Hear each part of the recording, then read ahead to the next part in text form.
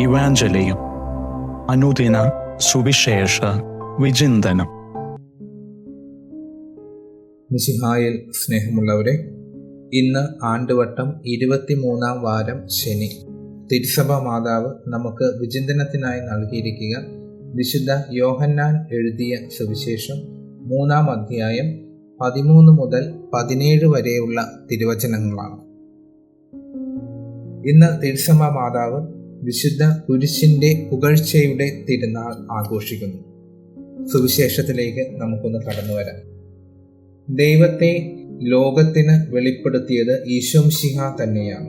കാരണം ദൈവത്തിൻ്റെ കൂടെ ആയിരിക്കുന്ന ഒരു വ്യക്തിക്ക് മാത്രമേ ദൈവം ആരാണെന്നും ദൈവസ്നേഹം എന്താണെന്നും മനുഷ്യകുലത്തിന് വെളിപ്പെടുത്തുവാൻ സാധിക്കുകയുള്ളൂ. കാരണം ഈശോ ദൈവത്തിൽ നിന്ന് വന്ന വ്യക്തിയാണ്. ഈ വെളിപ്പെടുത്തൽ മിശിഹായുടെ മനുഷ്യാവതാരത്തിൽ ആരംഭിച്ച് പരസ്യ ജീവിതത്തിൽ തുടർന്ന് ഉയർത്തപ്പെടലിൽ അഥവാ മരണ ഉത്ഥാനത്തിൽ മുഴുവനാകുന്നു. ദൈവത്തെ ലോകത്തിന് വെളിപ്പെടുത്തുവാൻ വന്ന ഈശോ കുരിശിൽ ഉയർത്തപ്പെടുന്നത് വഴിയാണ് തൻ്റെ ദൗത്യം മുഴുവനാകുന്നത്. ഉയർത്തപ്പെടൽ അവിടുത്തെ മരണത്തെയും ഉത്ഥാനത്തെയുമാണ് സൂചിപ്പിക്കുന്നത്.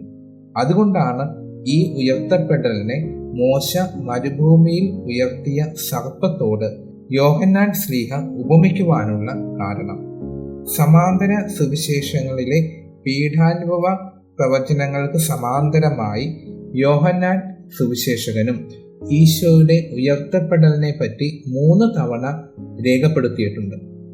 ദൈവത്തിൻ്റെ സഹനത്തെ പറ്റിയാണ് യേശയ്യ വെളിപ്പെടുത്തുമ്പോൾ ഉയർത്തപ്പെടുന്നതിനെ പറ്റി സൂചിപ്പിക്കുന്നുണ്ട്. തൻ്റെ ദാസന് ശ്രേയസ്സുണ്ടാകും, അവൻ അത്യുന്നതങ്ങളിലേക്ക് ഉയർത്തപ്പെടുകയും പുകഴ്ത്തപ്പെടുകയും ചെയ്യുമെന്ന് യേശയ്യായുടെ പുസ്തകം 52-ാം അധ്യായം 13 മുതലുള്ള വാക്യങ്ങളിൽ നമുക്ക് കാണുവാൻ സാധിക്കുന്നു. മനുഷ്യ രക്ഷയ്ക്ക് വേണ്ടി ഈശോ കുരിശിൽ ഉയർത്തപ്പെടണമെന്നത് ദൈവത്തിൻ്റെ നിശ്ചയമായിരുന്നു. കുരിശു മരണം വരെ ഈശോ അനുസരണ ഉള്ളവനായി പിതാവിൻ്റെ നിശ്ചയത്തിന് കീഴ്വഴങ്ങി. ആദിമസഭ ഈശോയുടെ ഉത്ഥാനത്തിൽ കൂടുതൽ ശ്രദ്ധ പതിപ്പിക്കുമ്പോൾ യോഹന്നാൻ സുവിശേഷകൻ കുരിശു മരണത്തിന് പ്രാധാന്യം നൽകുന്നത് നമുക്ക് കാണുവാൻ സാധിക്കുന്നു. കാരണം അദ്ദേഹത്തെ സംബന്ധിച്ചിടത്തോളം കുരിശ് ഒരു വെളിപ്പെടുത്തലാണ്. സമാന്തര സുവിശേഷങ്ങൾ ഈശോയുടെ രാജ്യത്വവും ഉത്ഥാനത്തിലൂടെയുള്ള മഹത്വവും സൂചിപ്പിക്കുമ്പോൾ കുരിശിൽ അവിടുത്തെ മഹത്വം വെളിപ്പെടുത്തുവാനാണ് യോഹന്നാൻ ശ്ലീഹ കൂടുതൽ തീക്ഷ്ണത കാണിക്കുന്നത്. കുരിശാണ് ലോകത്തെ മുഴുവൻ ദൈവത്തിലേക്ക് ആകർഷിക്കുവാനുള്ള വഴി എന്ന് യോഹന്നാൻ സുവിശേഷകൻ വ്യക്തമാക്കുന്നു. ഈശോ ഇത് മുൻകൂട്ടി മനസ്സിലാക്കുന്നു. ഞാൻ ഭൂമിയിൽ നിന്ന് ഉയർത്തപ്പെടുമ്പോൾ എല്ലാ മനുഷ്യരെയും എന്നിലേക്ക് അടുപ്പിക്കും. ഞാൻ ഇത് അരുൾ ചെയ്തത് ഏതു വിധത്തിലുള്ള മരണം വഴിയാണ് ഞാൻ ദൈവത്തെ മഹത്വപ്പെടുത്തുവാൻ പോകുന്നത് എന്ന് നിങ്ങൾ മനസ്സിലാക്കുന്നതിന് വേണ്ടിയാണ് എന്ന് 12-ാം അധ്യായം 32 മുതലുള്ള വാക്യങ്ങളിൽ നമുക്ക് കാണുവാൻ സാധിക്കുന്നു. കുരിശിലുള്ള ഈശോയുടെ ഉയർത്തപ്പെടൽ വെളിപ്പെടുത്തുന്ന സത്യം മനുഷ്യന്റെ നേർക്കുള്ള ദൈവത്തിൻ്റെ സ്നേഹമാണ്. തൻ്റെ തിരുക്കുമാരനെ ബലിയായി നൽകുവാൻ തക്കവിധം ലോകത്തെ മനുഷ്യകുലത്തെ സ്നേഹിച്ച പിതാവിൻ്റെ മുഖമാണ് ഈശോയുടെ കുരിശുമരണത്തിൽ നമുക്ക് കാണുവാൻ സാധിക്കുന്നത്. എന്തെന്നാൽ അവനിൽ വിശ്വസിക്കുന്ന ഏവനും നശിച്ചു പോകാതെ നിത്യജീവൻ നേടുന്നതിന് വേണ്ടി തൻ്റെ ഏകജാതനെ നൽകുവാൻ തക്കവിധം ദൈവം ലോകത്തെ സ്നേഹിച്ചു. മനുഷ്യന് വേണ്ടി താണിറങ്ങിയ സ്നേഹമാണ് ദൈവത്തിൻ്റേത്.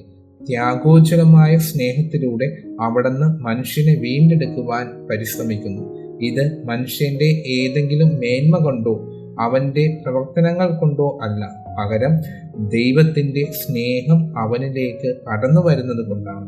അപ്പോൾ യോഹന്നാൻ സുവിശേഷകൻ കൂടുതലായിട്ടും വിവരിക്കുന്നത് ദൈവവും മനുഷ്യനും തമ്മിലുള്ള സ്നേഹത്തെയാണ്.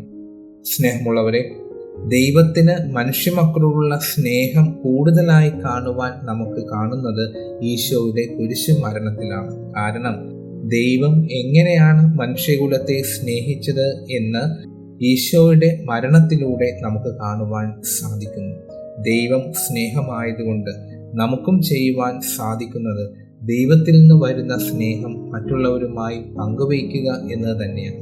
ഇന്ന് കുരിശിൻ്റെ പുകഴ്ചയുടെ തിരുനാൾ ആഘോഷിക്കുമ്പോൾ നമുക്കും ആ ദൈവസ്നേഹത്തിൽ ജീവിക്കുവാനും ദൈവസ്നേഹം മറ്റുള്ളവരുമായി പങ്കുവയ്ക്കുവാനുമുള്ള അനുഗ്രഹത്തിനായി അപേക്ഷിക്കാം. നല്ലൊരു ദിവസം ആശംസിക്കുന്നു.